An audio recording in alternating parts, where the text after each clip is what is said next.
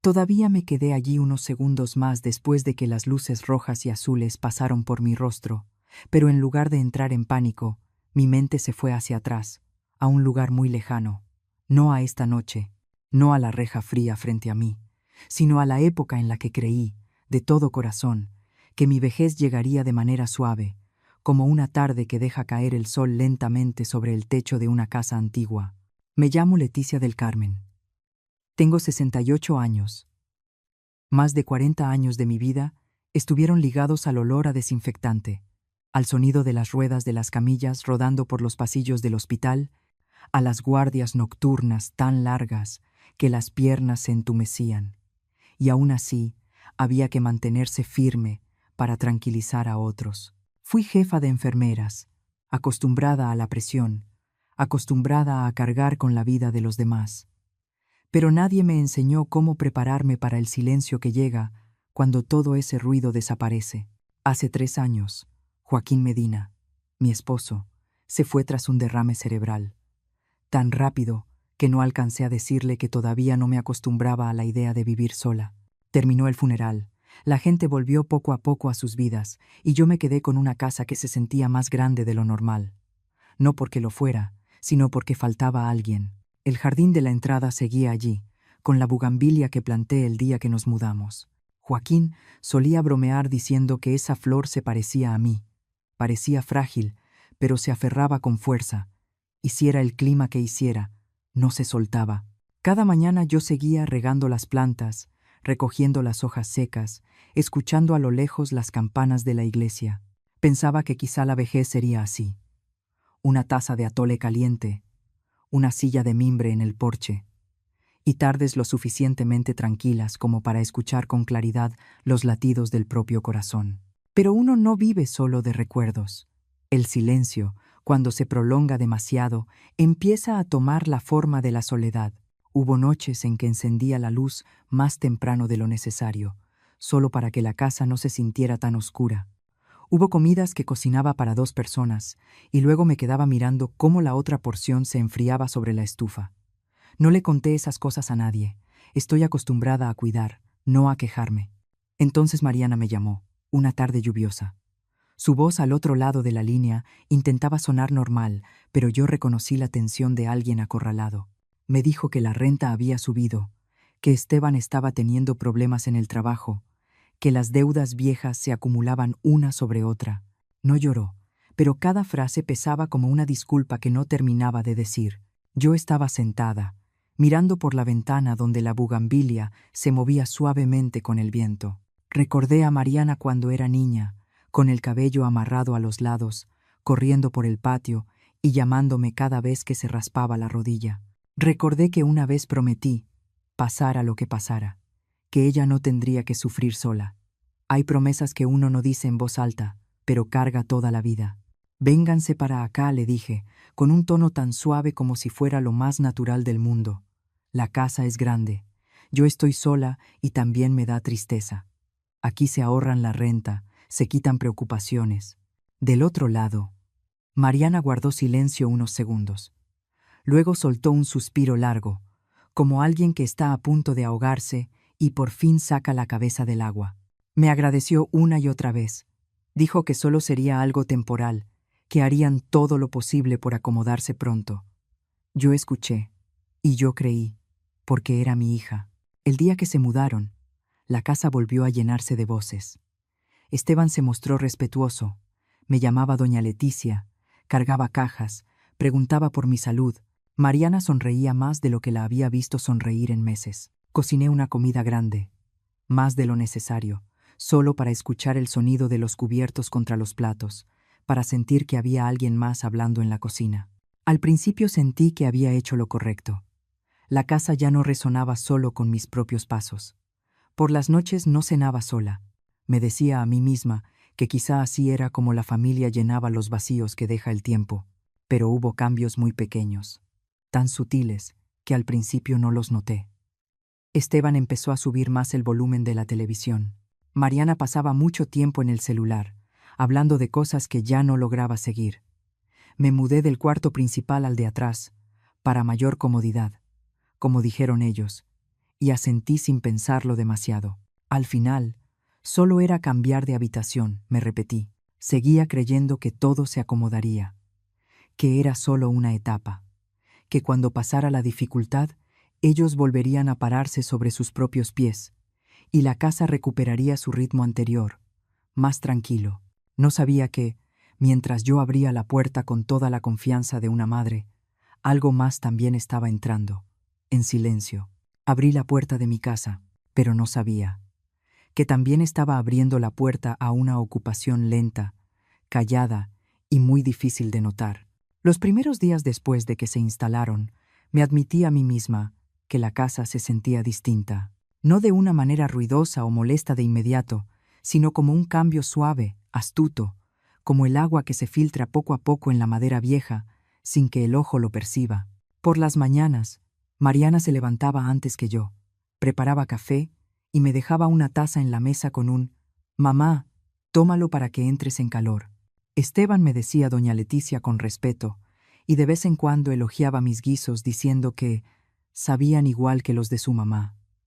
Yo escuchaba, sonreía y creía que había hecho bien en abrir la puerta. El primer mes pasó con esa sensación. Cocinaba para 3, compraba más fruta, cambiaba mis horarios del mercado para que la cocina siempre estuviera llena. Me acostumbré otra vez al ritmo de una casa con gente, al sonido de las puertas, a los zapatos dejados en el porche. Hubo noches en que, al oírlos conversar en la sala, pensé, al menos ya no ceno sola. Pero luego comenzaron a aparecer cambios pequeños, dispersos, difíciles de atrapar, como rayones finísimos sobre el vidrio. Esteban tomaba el control de la televisión y cambiaba de canal sin preguntar. Yo estaba viendo las noticias y de pronto la pantalla pasaba al fútbol, luego a otro programa ruidoso. Pensaba decir algo, pero me detenía. «¿Qué importa?», me decía. «Ya veré después». Otra vez, comenté que dejar la ventana abierta toda la noche no era bueno para los pulmones por el aire frío. Mariana suspiró y dijo, medio en broma, medio cansada: «Mamá, tú no entiendes cómo son las cosas ahora. Nosotros estamos acostumbrados así». La frase no fue dura, pero me dejó en silencio. No supe en qué momento mi opinión empezó a guardarse en el cajón de lo pasado de moda. El cambio de habitación ocurrió de una manera tan natural que al principio ni siquiera me di cuenta de que estaba cediendo mi lugar. Mariana dijo que el cuarto de atrás era más tranquilo, más conveniente para que yo descansara. El cuarto principal tenía un baño amplio, y Esteban lo necesitaba porque solía quejarse del dolor de espalda. Miré alrededor, y todo parecía tener sentido. Moví mis cosas al cuarto del fondo del pasillo, el que antes se usaba como habitación de visitas. Me dije a mí misma que solo era cambiar de lugar para dormir, que no había ninguna pérdida en eso. Pero desde ese día empecé a sentir que caminaba por mi propia casa como si fuera una visitante de paso. Cada vez que salía a la sala, tenía la sensación de que debía pedir permiso con mi silencio. Mi voz se fue haciendo más baja, no por miedo, sino por no querer interrumpir el ritmo de vida de ellos. Me sentaba en una esquina del sillón, los miraba conversar, reír, y a veces parecía que olvidaban por completo que yo estaba allí. Seguía repitiéndome, «Aguántate, al menos la casa tiene voces y no se siente tan sola». Me decía eso tantas veces que terminó volviéndose un hábito, como cuando uno se acostumbra a un dolor sordo. Toda mi vida he sabido sacrificarme. En el hospital estaba acostumbrada a saltarme comidas, a perder horas de sueño por los pacientes. En casa pensé que ceder un poco más de tranquilidad para mis hijos tampoco era algo tan grave, pero hubo momentos muy pequeños que me hicieron detenerme. Una tarde escuché a Esteban hablando por teléfono con un amigo, con un tono entre broma y verdad. «Aquí en casa de mi suegra se vive de maravilla, como en un hotel». Él se rió. Yo estaba en la cocina, lavando verduras. El agua seguía corriendo y no fui capaz de cerrar la llave. Empecé a notar que había cosas invisibles que estaban cambiando. Cada mes llegaban los recibos del internet y la televisión por cable, y yo los pagaba como siempre, por costumbre. Una vez, casi por accidente, me detuve a revisarlos con más cuidado y noté que el paquete había sido aumentado sin que yo me diera cuenta. Más canales deportivos, más velocidad de internet. No pregunté nada. Pensé que quizá los jóvenes lo necesitaban para su trabajo. Luego vino lo de la tarjeta bancaria adicional. Se la había dado a Mariana desde el principio, solo pensando en emergencias, en comprar medicinas o pagar algo urgente. Ese mes, al revisar el estado de cuenta, vi cargos que yo nunca había hecho. Ropa, restaurantes, pequeños lujos constantes. Me quedé sentada un buen rato con el papel en la mano, escuchando la televisión en la sala, escuchando la carcajada de Esteban.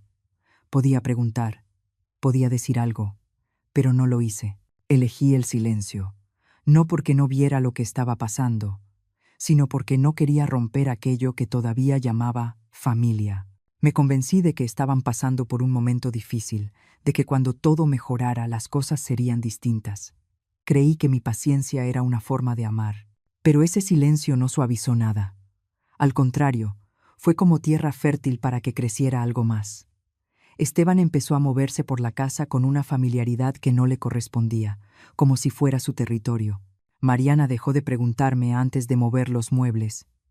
Los objetos ligados a mis recuerdos fueron apartados, colocados en rincones, para dar espacio a cosas nuevas que yo no reconocía.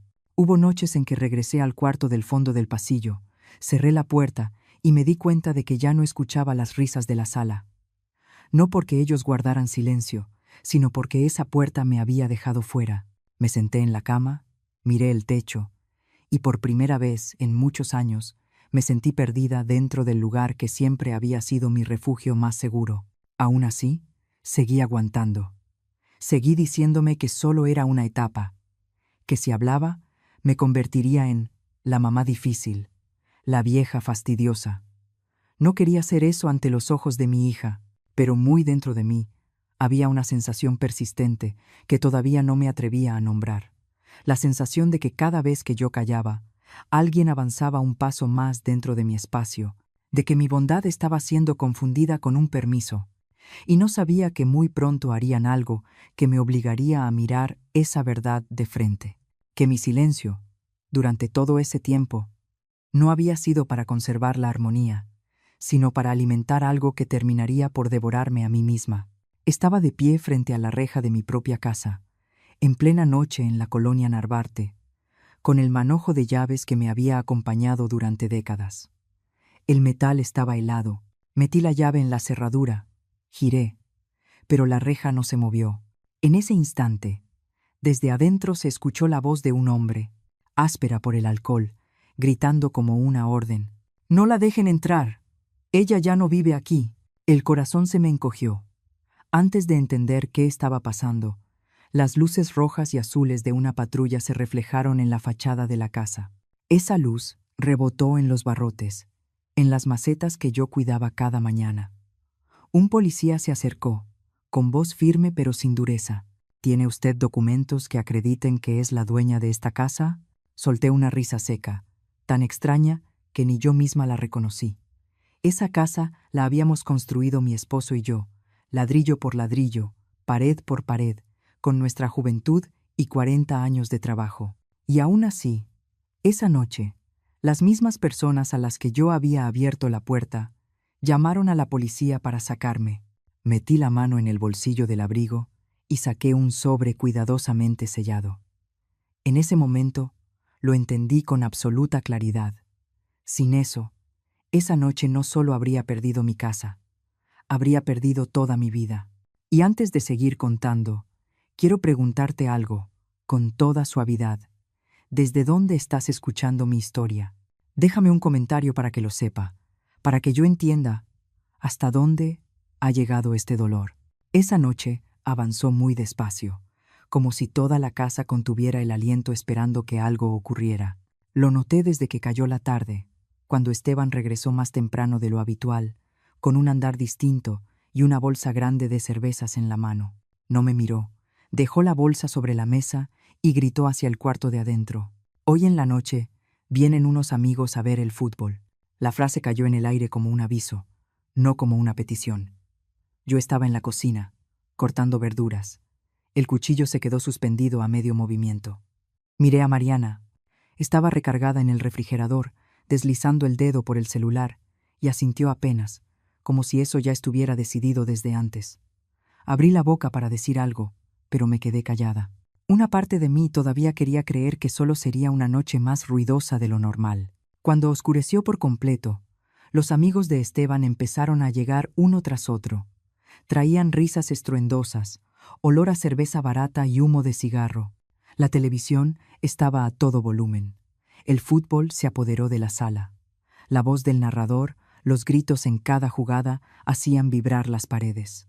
Miré la mesa de madera en medio del cuarto, la misma que Joaquín había pulido con sus propias manos años atrás, ahora cubierta de latas de cerveza y ceniceros. Cada rayón sobre la superficie me atravesaba el pecho como si fuera directo al corazón. Intenté aguantar. Cerré la puerta de mi cuarto, corrí las cortinas, me puse algodón en los oídos, pero el bajo del equipo de sonido parecía atravesarme hasta los huesos. Me acosté en la cama, mirando el techo, sintiendo el corazón latir más rápido de lo normal. Pensé en la cita para revisar la presión a la mañana siguiente. Pensé en lo que el doctor me había dicho, que tenía que dormir bien. Me repetí, solo les pido con calma y me regreso a mi cuarto. Todo va a estar bien. Me puse un suéter delgado y salí al pasillo en pantuflas. Con cada paso me acercaba a la sala, donde la luz fuerte y el ruido parecían otro mundo. Cuando aparecí, las conversaciones bajaron de golpe, como por un segundo. Respiré hondo, procurando que mi voz sonara tranquila. Esteban, ya es tarde. Mañana en la mañana tengo cita con el doctor. ¿Podrían bajarle tantito? En ese instante hubo un silencio tan raro que alcancé a escuchar el hielo chocando contra el vidrio de un vaso. Esteban se volteó. Tenía los ojos enrojecidos, y el olor a alcohol me pegó en la cara cuando se acercó más de lo necesario. ¿Qué dijo?, preguntó, bajando la voz. Lo repetí, más despacio, como cuando le hablas a un paciente difícil. Nada más bájenle tantito. Ya es tarde. Entonces se rió, una risa seca, áspera. Si no te gusta el ruido, lárgate, vieja. Aquí mando yo. Esa frase me pegó como una bofetada, no en la cara, sino en algo más profundo. Me quedé quieta. Sentí que el cuarto daba una vuelta leve, como cuando una se queda demasiado tiempo de pie en un turno de noche. No reaccioné de inmediato. Volteé hacia Mariana. La miré, esperando algo muy simple. Una palabra, un gesto, cualquier señal de que yo no estaba sola. Mariana levantó la vista y me miró unos segundos. Sus ojos pasaron por mi cara y luego cayeron de nuevo a la pantalla del celular. Encogió los hombros, muy apenas, como diciendo, «No hagas grande el problema», y bajó la mirada otra vez. El dedo siguió deslizándose sobre la luz del teléfono. En ese momento entendí algo que yo había evitado mirar durante mucho tiempo. No solo me estaba faltando al respeto mi yerno, me estaba dejando sola a mi propia hija, delante de extraños. Esa sensación no fue escandalosa ni explosiva. Fue fría y honda, como agua que se mete en una tela gruesa. No grité, no discutí. Toda mi vida de enfermera me enseñó que, en los momentos más peligrosos, quien mantiene las manos firmes es quien todavía tiene el control. Miré a Esteban una vez más, sin enojo y sin miedo, solo con la certeza final de que yo ya no tenía lugar en ese cuarto. Me di la vuelta y me fui. Detrás de mí, el partido estalló otra vez, más fuerte que antes, como un desafío. Crucé el pasillo con pasos pesados pero parejos. Cuando llegué a mi cuarto, cerré la puerta con suavidad, como si tuviera miedo de molestar a alguien, una costumbre vieja que todavía no se moría. Me senté en la orilla de la cama. Las manos me temblaron un poco, pero luego se calmaron. Respiré hondo, y otra vez, en la mesita estaba la foto de Joaquín. Sonreía como siempre, con esa mirada dulce y firme. Lo miré largo rato y susurré, bajito, más para mí que para él, ya aguanté suficiente. Me levanté y abrí el closet. En la parte de abajo, detrás de unas cobijas viejas, estaba la maleta de piel, gastada, la misma que usamos en aquel viaje al mar hace años. La jalé hacia afuera. El sonido del broche de metal retumbó en el cuarto pequeño, extraño de lo claro que se oyó. Al abrir la maleta, no sentí que estuviera preparando un viaje. Sentí que me nacía un pensamiento nítido y sereno, como un diagnóstico después de ver todos los estudios. Por primera vez en mi vida, no pensé en aguantar un poco más. Pensé en actuar. Miré la maleta. Y luego miré alrededor el cuarto, al final del pasillo, el cuarto que yo me repetía que era temporal. Y en mi cabeza sonó una frase, sin drama, sin gritos, pero tan definitiva que me recorrió un escalofrío. Ya es hora de operar. Me quedé quieta unos segundos frente a la maleta abierta, no para decidir si me iba o me quedaba, sino para acomodar mi respiración. El frío en el pecho ya no era miedo, era esa sensación de antes de entrar al quirófano. Enfoque, lucidez y la certeza de qué hacer primero. Me agaché, me arrodillé en el piso y recorrí la alfombra pequeña a un lado, debajo de la cama, donde Joaquín siempre decía: «Déjalo ahí para que no estorbe». Estaba la caja fuerte baja, gris, que me había acompañado por años. La abrí con una costumbre antigua. No me temblaron los dedos.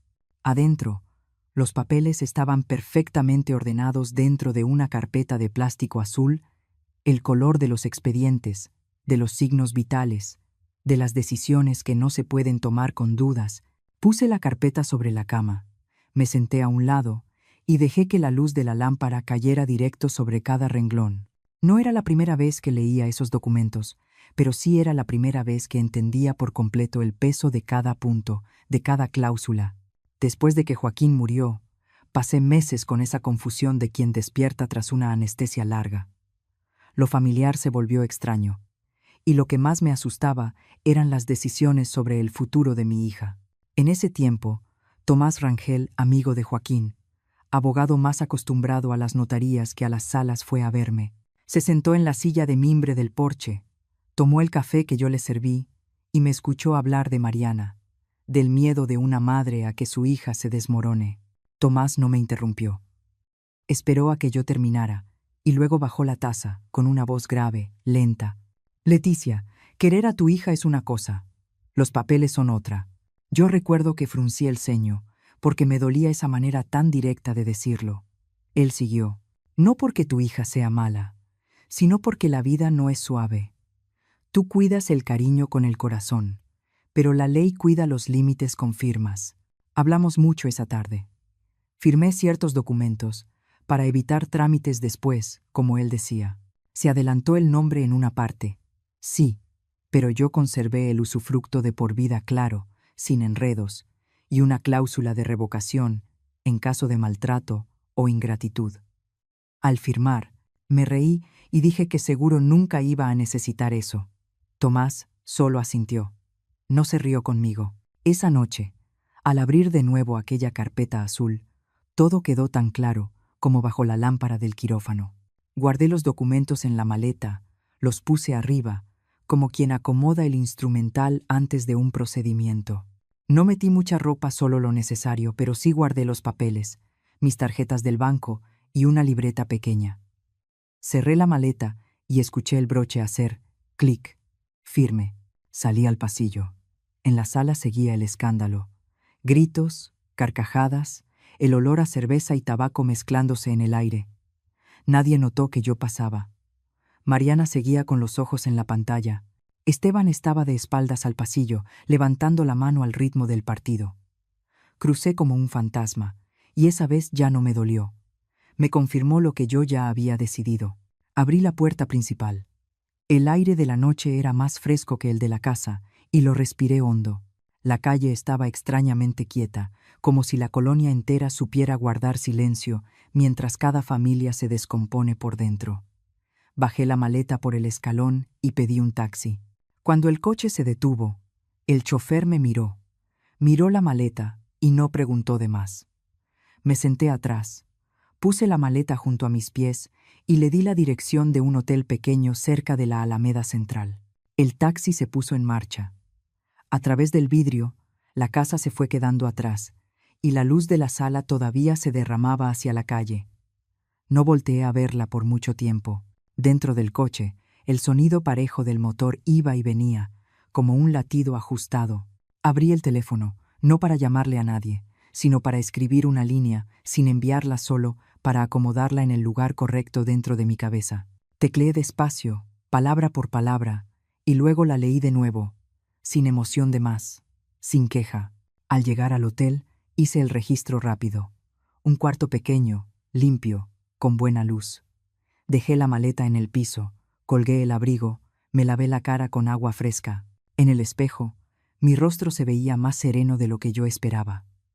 Me senté en la cama, abrí otra vez la carpeta del expediente azul y revisé los papeles como quien repasa una lista antes de entrar a turno. No faltaba nada. No había errores. Le llamé a Tomás. Sonó varias veces, hasta que contestó, con la voz todavía adormilada. Tomás, soy yo. ¿Pasa algo, Leticia? Temprano en la mañana, vienes. No hace falta decir mucho. Quiero que tú seas quien toque la puerta. Del otro lado hubo un silencio muy breve, lo suficiente para que yo supiera que había entendido. Ahí voy a estar. Gracias. Colgué. Afuera de la ventana, la ciudad seguía despierta a su manera, las lámparas amarillas extendiéndose sobre la banqueta, pasos sueltos, un camión que pasaba tarde. Me quedé quieta, con las manos sobre las rodillas, y por primera vez, en toda la noche, dejé que mis pensamientos se acomodaran en línea recta. No para enojarme, no para ponerme triste, sino para ordenar qué va primero y qué después, a quién le hablo y a quién no, dónde guardo silencio y dónde rompo el silencio. Abrí mi libretita y escribí unas líneas con viñetas, como antes cuando repartía turnos. Poco a poco, todo tomó forma. En ese momento, me di cuenta de que había recuperado algo que llevaba tiempo perdido: la capacidad de coordinar. No un poder escandaloso, sino el derecho de marcar el ritmo. Me recosté y apagué la luz. En la oscuridad no me dormí de inmediato. Escuché cómo la ciudad se iba haciendo lejana y, en mi cabeza, una frase se repetía: pareja, sin necesidad de énfasis. No se la mandé a nadie. Solo la puse en su lugar, como quien coloca una brújula antes de que amanezca. Desperté muy temprano, incluso antes de que el despertador alcanzara a vibrar. Era el hábito de tantos años de guardias nocturnas en el hospital, un reloj biológico que nunca se descompone. La luz tenue de la mañana se colaba por la rendija de la cortina del hotel, suave y extraña. En el primer instante no escuché la tele, no escuché portazos, no olí café quemado en la cocina, solo silencio. Un silencio tan completo que tuve que incorporarme para asegurarme de que estaba despierta. El teléfono, sobre la mesita, vibró, luego volvió a vibrar, y otra vez. Ni siquiera tenía que mirar la pantalla para saber quién era. Mariana. Lo dejé vibrar, como si fuera una campanita sonando en un cuarto vacío. Al final, la pantalla se apagó, y unos minutos después se encendió de nuevo. Entró un mensaje: Mamá, ¿a dónde te fuiste? No hay café. No encuentro qué desayunar. Puse el teléfono boca abajo. Esas palabras, si me hubieran llegado ayer, quizá me habrían hecho ponerme el abrigo y regresar corriendo. Pero esa mañana las miré con otros ojos, más claros, más fríos. Fui al baño, me lavé la cara con agua fresca y me miré en el espejo. No vi a alguien que se había ido de su casa. Vi a una mujer que había dejado de hacer cosas que otros daban por hechas. Me preparé un café pequeño, con un sobre de café soluble del hotel. Y al primer sorbo escuché un pensamiento dentro de mí, sin ruido pero definitivo. Ellos convirtieron mi amor en un servicio. Nadie firmó un contrato, nadie lo dijo en voz alta, pero así funcionaba todo. Yo cocinaba, yo pagaba, yo mantenía la casa andando. Ellos solo vivían ahí, y a eso le llamaban derecho. Me senté en la cama, tomé el teléfono y abrí cada aplicación, cada cuenta, como quien revisa signos vitales de un paciente que está perdiendo sangre. En urgencias aprendí algo: si no detienes la hemorragia a tiempo, todo lo demás no sirve. No me vi a mí misma castigando a nadie. Me vi deteniendo una fuga que llevaba demasiado tiempo yéndose por donde no era. Llamé al servicio de televisión e internet. La voz de la operadora sonó pareja, amable, pidiéndome confirmar datos. Yo respondí corto y preciso, sin explicaciones largas. Cuando me dijo que el servicio quedaría suspendido en unos minutos, le di las gracias y colgué. Sin emoción. Solo un paso necesario. Luego vino la tarjeta adicional de Mariana. Abrí la app del banco y miré el historial de movimientos. Cargos pequeños, constantes, lo suficiente para volverse costumbre sin pensar. Recordé cuando se la di y le dije con claridad: solo por si se ofrece. Toqué el botón de bloquear tarjeta. La pantalla pidió confirmación. Apreté aceptar. Fue un gesto ligero, como poner una gasa sobre una herida que está escurriendo. El teléfono volvió a vibrar. Esta vez era llamada. Dejé que sonara hasta que se cortó y le quité el sonido. No era enojo, era entender que si contestaba en ese momento, todo lo que acababa de hacer se iba a venir abajo. Necesitaba sostener esa distancia, como se sostiene la esterilidad en un quirófano. No por odio, sino por necesidad. Cancelé los pagos automáticos que durante años dejé ahí por comodidad. Paquetes premium que yo jamás usaba, pero que ellos consumían como aire. Con cada confirmación de cancelación, sentí el cuerpo un poco más ligero, como si me quitara pesos que llevaba colgados y ni me acordaba desde cuándo. Cuando dejé el teléfono sobre la cama, vibró otra vez. Mensaje nuevo. Mamá, ¿por qué no agarra el internet? Lo leí y lo borré. No el mensaje. Borré el impulso de contestar de inmediato. Sabía que ese silencio iba a causar desconcierto, y ese desconcierto era algo que ellos nunca habían probado. Sonó el teléfono. Tomás. Contesté. Su voz estaba tranquila, justo como yo la necesitaba. Ya entregué el aviso. 72 horas. ¿Cómo reaccionaron? Confundidos. Pero todavía no entienden todo. Le di las gracias y colgué. 72 horas. 3 días. En el hospital, hay plazos cortos que deciden la vida entera de alguien. Yo sabía que esos 3 días iban a ser suficientes para que vieran una realidad que llevaban años evitando. Me acerqué a la ventana. Abajo, la ciudad empezaba a moverse. La gente iba al trabajo. Los coches se apilaban en fila. Cada quien cargaba sus preocupaciones, pero al menos eran preocupaciones propias. Y, de pronto, me llegó una duda muy humana. ¿Y si mi hija tiene hambre? Esa idea se metió como un reflejo viejo, entrenado durante décadas de ser madre. Cerré los ojos y vi la escena de la noche anterior con una claridad brutal. Mariana bajando la mirada frente a la humillación, evitando mis ojos mientras yo me quedaba parada en medio de la sala. Abrí los ojos. La duda retrocedió. Yo no estaba dejando sin comer a mi hija, yo estaba dejando de alimentar la irresponsabilidad.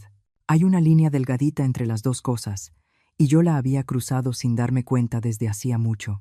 Me cambié de ropa y bajé al lobby. Me senté en un rincón y pedí un desayuno sencillo. Al sostener la cuchara, mis manos no temblaron. Comí despacio, como si cada movimiento tuviera que ir a su ritmo correcto. El teléfono vibró varias veces más. No lo abrí.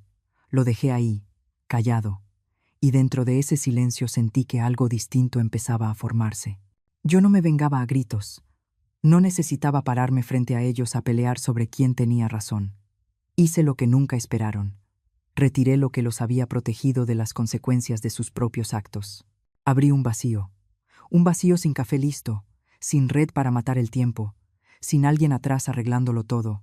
Ese vacío, yo lo sabía, les iba a dar miedo. No por falta de comodidad, sino porque por primera vez tendrían que hacerse cargo. Y yo, sentada ahí en el lobby del hotel, oyendo el cubierto rozar el plato, entendí con una claridad absoluta. Hay batallas que no requieren ruido, solo retirar lo correcto, en el momento correcto, y dejar que el silencio haga el resto. El segundo día pasó más lento de lo que yo imaginaba, no porque el tiempo se estirara, sino porque cada minuto traía un peso distinto. Yo estaba en el cuarto del hotel, leyendo a medias una nota de la mañana, cuando el teléfono vibró. No era llamada, era un mensaje de voz. Vi el nombre del remitente, solté una respiración corta y le di reproducir. La voz de Esteban sonó distinta a la de la noche anterior.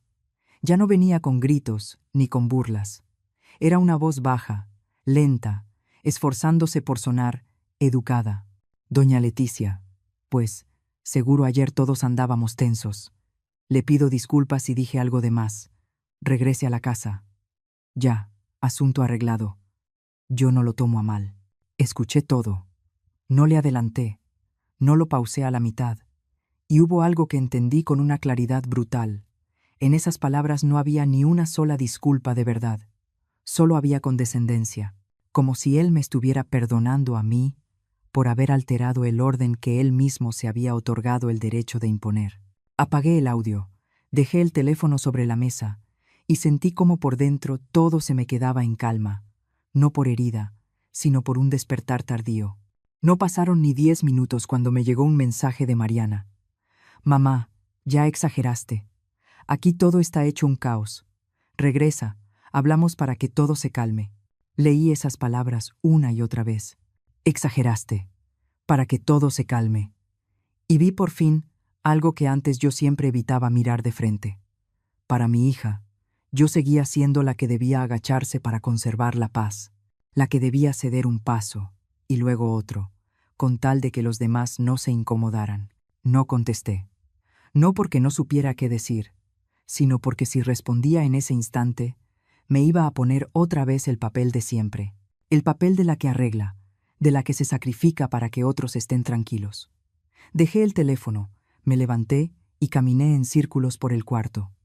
Mis pasos iban lentos, como si estuviera midiendo un espacio nuevo, un espacio donde yo no tenía que reaccionar de inmediato ante las necesidades de nadie.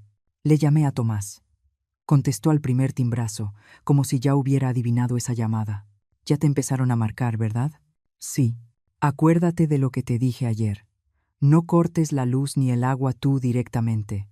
Solo deja de pagar. Las compañías hacen lo demás con su propio procedimiento. Su voz era tranquila, sin prisa, sin adornos. Le di las gracias y colgué. Ese consejo me sostuvo. Yo no estaba haciendo nada impulsivo. Solo estaba dejando que el sistema funcionara como fue diseñado, sin favoritismos, sin sentimentalismos. Me senté junto a la ventana, saqué papel y pluma. Hacía mucho que no escribía a mano, pero en ese momento necesitaba sentir la tinta marcando el papel. Puse un título sencillo, Gastos pagados, y línea por línea anoté. La despensa mensual, la luz, el agua, el internet, la televisión, arreglitos de la casa. No eran cantidades enormes por separado, pero juntas armaban un retrato tan claro que tuve que detener la pluma varias veces. Al final de la hoja me quedé más tiempo. Escribí una línea sin números. Dignidad. Me quedé mirando esa palabra y luego la subrayé.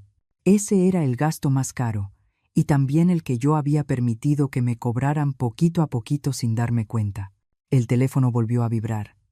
Otro mensaje de Mariana, más corto. ¿Por qué no contestas? Lo tomé, lo vi y lo dejé otra vez. Recordé su mirada aquella noche, cuando bajó la cara al teléfono y me dejó sola. Mi silencio ahora no era castigo, era espejo. Yo quería que Mariana viera, sin filtro, lo que se siente cuando alguien te abandona con tal de evitarse problemas. Por la tarde salí a caminar un rato. La ciudad seguía con su ruido, pero yo me sentía aparte, como si caminara por una orilla. Compré una libreta nueva, en una tiendita cerca del parque. Me senté en una banca y pasé los dedos por las hojas en blanco. En mi cabeza se repetía una pregunta. ¿Por qué tengo que sentir vergüenza en mi propia casa? No necesitaba contestarla en ese momento, pero esa pregunta me llevó a otra idea más nítida. Si ellos me habían avergonzado frente a gente ajena, si se habían acostumbrado a tratarme como parte del fondo de su vida, entonces ya era hora de que ese orden se volteara. No con escándalo, no contándole cosas a los vecinos, ni discutiendo por teléfono, sino dejando que la verdad apareciera sola, sin que yo la cubriera. Cuando cayó la noche regresé al cuarto. Tenía varias llamadas perdidas. No abrí nada. Me hice un té y me senté junto a la ventana, mirando cómo se encendían una a una las luces de la calle. Hubo un instante breve en que se me metió la ternura. Mariana de niña, cruzando la calle agarrada de mi mano, confiando sin dudas. Pero esa imagen se rompió con la otra, la de la noche anterior, cuando prefirió bajar la cabeza. Cerca de la medianoche abrí la libreta nueva y escribí una sola frase. Fase 2. No puse detalles, solo el encabezado, y luego cerré la libreta. Esa decisión no nació del coraje, nació en silencio, como cuando una sabe que primero se detiene la hemorragia y luego se hace lo demás. Me recosté sin apagar la luz de inmediato. No había gritos en mi cabeza, ni respuestas imaginarias. Solo una certeza. El poder no siempre hace ruido. A veces vive en quien tiene que explicar, quien tiene que esperar y quien marca el ritmo de la vergüenza. Y esa noche, mientras la ciudad se iba apagando, yo supe que estaba lista para dar un paso más, no para desquitarme, sino para poner cada cosa en su lugar. La mañana del tercer día llegó con un sol más duro de lo normal. Lo sentí apenas salí del hotel. El calor subía del asfalto como una advertencia sin misericordia. Caminé despacio, rumbo a la casa, por calles conocidas, con una calma que a mí misma me sorprendía. Ya no existía la duda de los 2 días anteriores. Todo dentro de mí estaba en su ritmo, como antes de un procedimiento difícil, sin espacio para emociones de sobra. Primero pasé por el taller pequeño de don Hilario, cerrajero de toda la vida en la colonia, amigo viejo de Joaquín. Antes, cuando una chapa se atoraba, Joaquín lo llamaba. Trabajaban y entre herramienta y herramienta hablaban de fútbol y de tiempos pasados. Don Hilario me vio y se quitó los lentes, un poco sorprendido. Yo no di vueltas.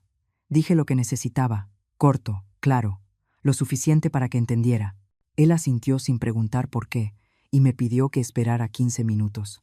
Cuando estuvimos frente al portón, la sombra del jacarandá caía sobre la banqueta como un velo morado pálido. Me quedé unos pasos atrás para dejarlo trabajar. El metal sonó suave, constante, y sin querer. Se me vino la imagen de Joaquín parado justo ahí, con los brazos cruzados, esperando para invitar a su amigo a un café. Ese recuerdo no me hizo flaquear. Me afirmó. La cerradura nueva quedó puesta, brillante. La cochera también, con un seguro firme. Don Hilario se limpió las manos en un trapo y me miró, preguntando muy quedo. ¿Todo bien, Leticia? Todo bien, le respondí. No dijo más. Antes de irse, me dejó las llaves nuevas en la palma. El metal estaba fresco y pesaba lo justo para recordarme que algo ya había cambiado. Me quedé bajo el jacarandá, mirando hacia adentro. Ya no se escuchaba el aire acondicionado de siempre. Ese silencio no era agradable, pero decía algo con claridad. El sistema ya estaba haciendo su parte.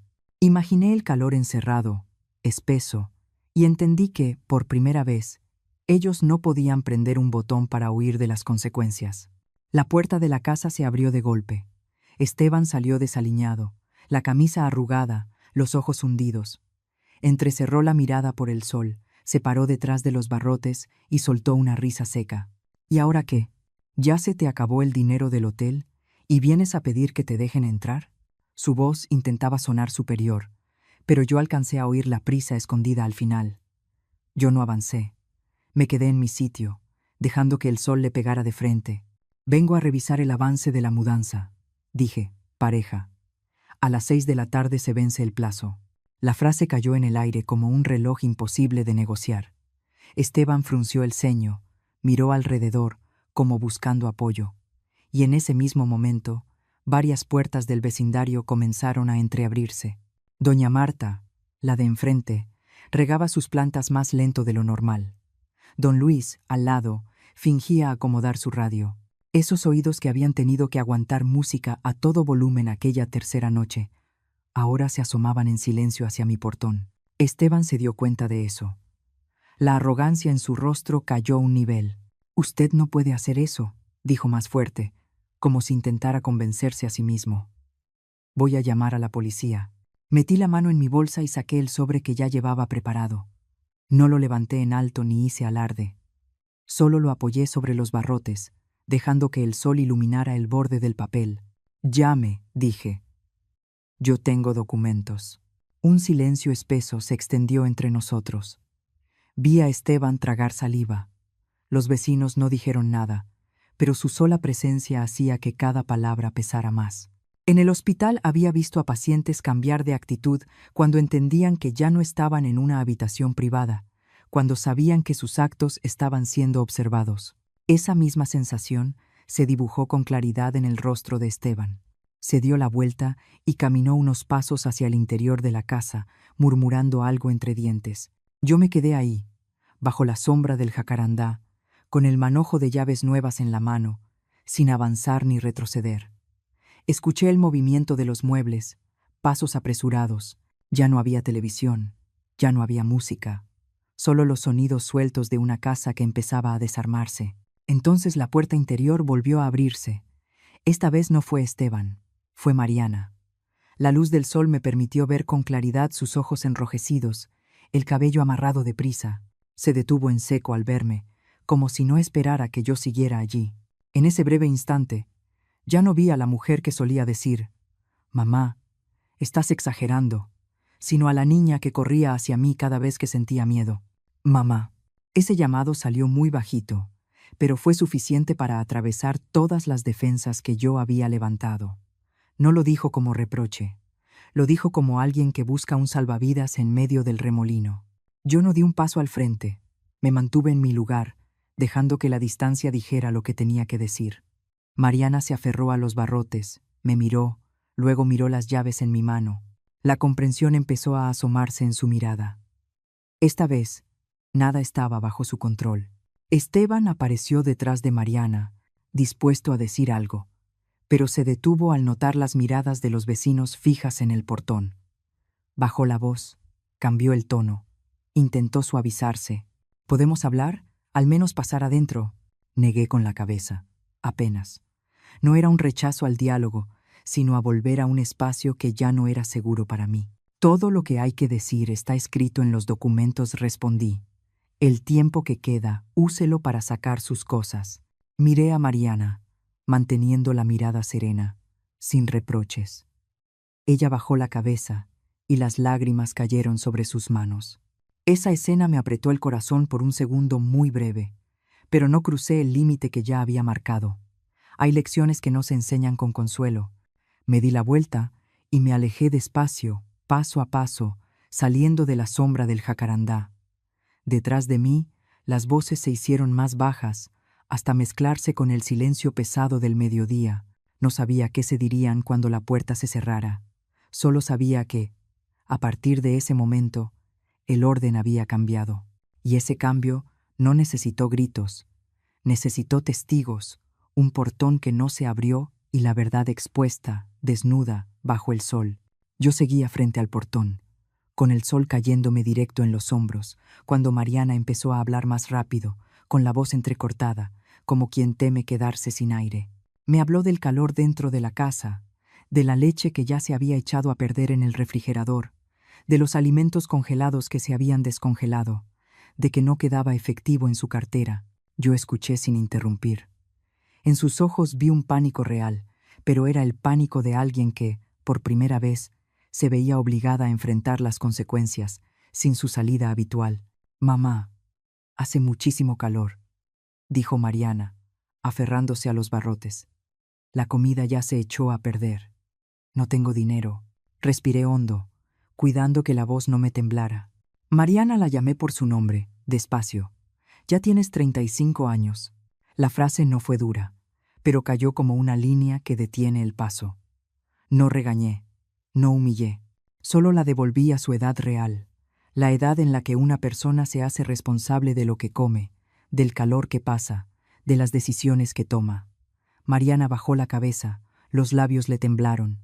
Yo sabía que esperaba el gesto de siempre, una mano extendida, un «está bien», pero yo me quedé quieta. Esteban avanzó un paso, interrumpiendo, con una voz completamente distinta, ya no amenazante, ya no altiva. «Leticia, hablemos como familia», dijo, forzando una sonrisa. «Prometo devolver el cuarto principal. Prometo respetar. Solo abra el portón». Lo miré directo a los ojos. En el hospital había escuchado muchas veces ese tono, la voz de quien teme perder un privilegio, no la de quien se arrepiente. «Usted no se disculpa por lo que hizo mal», le dije. Se disculpa porque tiene miedo de perder el lugar donde se sostiene.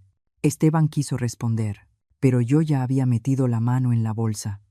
Saqué el fajo de papeles perfectamente ordenados, las copias que había impreso en el hotel, con la tinta aún fresca. Fui pasando las hojas por entre los barrotes, una por una, despacio, dejando que el sol revelara las cifras. Aquí están los recibos de la luz de los últimos 2 años. Aquí están los pagos de internet y televisión. Y aquí, la tarjeta adicional a mi nombre. Compras, restaurantes, alcohol. No leí en voz alta. No hacía falta. Los vecinos se acercaron un poco más, repartidos bajo los pórticos, fingiendo estar ocupados, pero sin apartar la vista de los documentos. Esteban miró los números, apretó los labios. Mariana se cubrió la boca y respiró con dificultad. Usted dice que paga, continué. Pero las palabras no pagan recibos. El silencio se sostuvo unos segundos más. Entonces, desde la esquina de la calle, se escuchó el sonido pesado de un motor. Una camioneta pequeña se detuvo frente a la casa, con el logotipo de una financiera bien visible en la puerta. Un hombre bajó, con una carpeta en la mano, miró alrededor y preguntó en voz alta, con tono profesional: ¿Es este el domicilio? Esteban se giró de golpe. ¿Qué pasa? El hombre revisó el papel y luego miró a Esteban. Venimos a recoger el sofá y la televisión de 65 pulgadas. El pago a plazos tiene 3 mensualidades vencidas. La frase cayó como un corte limpio. Durante unos segundos nadie dijo nada. Vi una ventana al otro lado de la calle cerrarse y volver a abrirse. Alguien había cambiado de lugar para ver mejor. Aquellos bienes que ellos presumían, que encendían a todo volumen cada noche, sobre los que apoyaban los pies, no eran suyos. No puede ser, dijo Esteban, con la voz quebrada. Debe haber un error. El hombre negó con la cabeza y extendió los papeles. El expediente es claro. Si quiere presentar una queja, aquí viene el número. Esteban miró alrededor, buscando a alguien que se pusiera de su lado. No había nadie. Mariana se cubrió el rostro y sollozó. Yo no sonreí. No lo necesitaba. La verdad estaba de pie, sola, bajo el sol. ¿Entramos a sacar las cosas?, preguntó el hombre, con cortesía. Asentí apenas, sin mirar a Esteban. Ellos las sacan, dije. La puerta interior se abrió. 2 hombres entraron. Sus sombras cruzaron el marco como un punto final. El sonido del sofá arrastrándose sobre el piso fue lento y pesado. El ruido de las correas ajustándose alrededor de la televisión sonó seco. Cada sonido era una máscara que caía. Esteban se dejó caer sobre el escalón, con las manos cubriéndose la cabeza. Ya no había ningún papel que interpretar. Ya no quedaba un público complaciente. Solo un hombre desnudo frente a la verdad del dinero. Miré esa escena y no sentí satisfacción. Mi corazón simplemente se aquietó, como cuando baja la fiebre. Avancé un paso, manteniendo la distancia justa para que mi voz no se mezclara con el ruido. Escuchen bien, dije. Tienen que sacar a las personas y sus cosas personales antes de las 6 de la tarde. Mariana levantó la vista, con los ojos enrojecidos. Mamá, si se van por su cuenta, continué, les daré una cantidad pequeña, lo suficiente para rentar un cuarto o dejar un depósito. Nada más. Esteban alzó la mirada, como queriendo decir algo. Si no se van, seguí, vendrán la policía y el expediente. No había espacio para negociar. No elevé la voz. No hacía falta. Los vecinos ya habían escuchado lo suficiente. Los 2 hombres de la financiera terminaron de cargar todo en la camioneta, cerraron la compuerta, firmaron los papeles. El vehículo encendió y se fue despacio, dejando un vacío crudo dentro de la casa. Mariana rompió en llanto. Perdóname. Ese perdón salió roto, más sincero que los anteriores. Miré a mi hija y vi el miedo mezclado con el arrepentimiento. Yo sabía que pedir perdón es una puerta, pero no todas las puertas abiertas llevan a un cambio. Mantuve la mirada firme, sin apartarla y sin avanzar, dejando que ese instante existiera por completo, como una lección sin concluir, suspendida bajo el sol del mediodía y las miradas que no parpadeaban. Las 6 de la tarde llegaron sin anuncios. El sol comenzó a inclinarse y las sombras de la banqueta se alargaron. Mariana y Esteban estaban sentados en el escalón, rodeados de maletas apresuradamente acomodadas y algunas cajas de cartón abolladas. Ya no había música, ni risas forzadas, ni amenazas. Solo el cansancio evidente en cada movimiento. Yo me quedé a unos pasos de distancia, sin acercarme ni alejarme, sosteniendo el espacio que había aprendido a cuidar en esos días. Tomás llegó puntual. Traía consigo un folder delgado, perfectamente ordenado. No fue necesario decir mucho. Recuperé el manojo de llaves viejas, las que habían estado en el bolsillo de mi abrigo durante décadas, y firmé el acta de entrega. Mi mano no tembló. Cuando Tomás asintió para confirmar, escuché un suspiro muy leve detrás de mí. No volteé. Sabía que era Mariana. «Mamá», me llamó, pero se quedó en silencio. No respondí. No por frialdad, sino porque hay palabras que conviene reservar para otro momento, cuando ambas estemos más firmes. Entré a la casa. El portón se cerró detrás de mí. El sonido del clic fue seco y claro. No era un ruido fuerte, pero dentro de mí fue una declaración. Me quedé quieta unos segundos. Apoyé la mano en el cerrojo, sentí el metal frío, y solo entonces me giré para mirar el espacio familiar que ahora se sentía extraño. La casa estaba en silencio. No el silencio tenso de aquellas noches en que me escondía en el cuarto del fondo del pasillo, sino un silencio vacío, desnudo, que necesitaba cuidado. Abrí las ventanas y dejé que entrara el aire de la tarde. El olor antiguo seguía allí. Cigarro, cerveza, comida frita. Respiré hondo, sin molestia, solo registrándolo. Como cuando entras a una habitación que necesita limpieza, supe por dónde empezar. Los días siguientes pasaron con regularidad. Pinté las paredes de la sala con un color claro y suave. Lavé las cortinas, trapeé el piso, cambié los cojines, retiré los objetos que no me pertenecían y dejé los que estaban ligados a Joaquín y a mí. El sillón de piel viejo, la mesa de madera donde se habían servido tantas comidas familiares. Cada mañana salía temprano al jardín a regar las bugambilias. Podé las ramas secas, brotaron hojas nuevas, verdes. Sentí que yo también estaba volviendo a crecer así, sin prisa, pero con firmeza. Pasaron 2 meses, luego 3. Un mediodía, Mariana llegó sola. Estaba más delgada, vestida con sencillez, sin maquillaje cargado. Se quedó frente al portón, esperando a que yo saliera a abrir. Al mirarla a los ojos, ya no vi la defensa de antes, sino una cautela nueva, la de alguien que está aprendiendo a sostenerse por sí misma.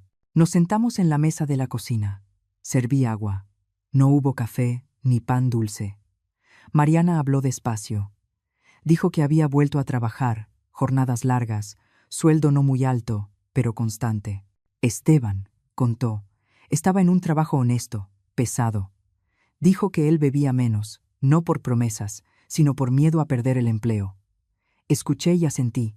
No elogié ni critiqué. No necesitaba validar esos cambios. Necesitaban tiempo para demostrarse. No vine a pedirte nada, dijo Mariana, con la mirada fija en el vaso. Solo quería decirte que entendí. Apoyé la mano sobre la mesa, manteniendo la distancia justa. Entender es bueno, respondí. Mantenerlo es lo difícil. Ella asintió.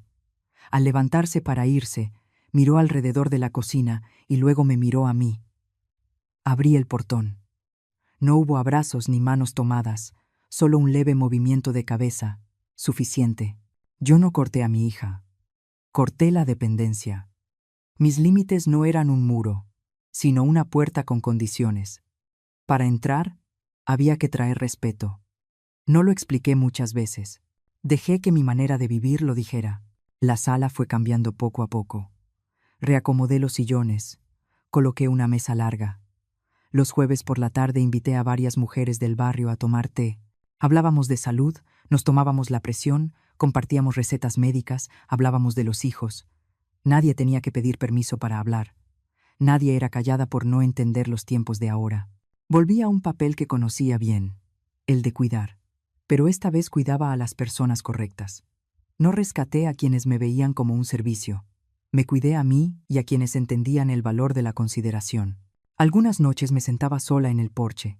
escuchando los insectos, mirando las bugambilias florecer. Pensaba en el camino recorrido, no para culparme ni para celebrarme, sino para reconocerlo. Aprendí que amar no es lo mismo que aguantar sin límite, que la vejez no es encogerse para acomodarse a la comodidad ajena. La vejez es ocupar el tamaño correcto de una misma. Esta casa alguna vez fue el lugar donde otros me daban órdenes. Hoy es el lugar donde vivo a mi propio ritmo, con ruido cuando lo quiero y con silencio cuando lo necesito.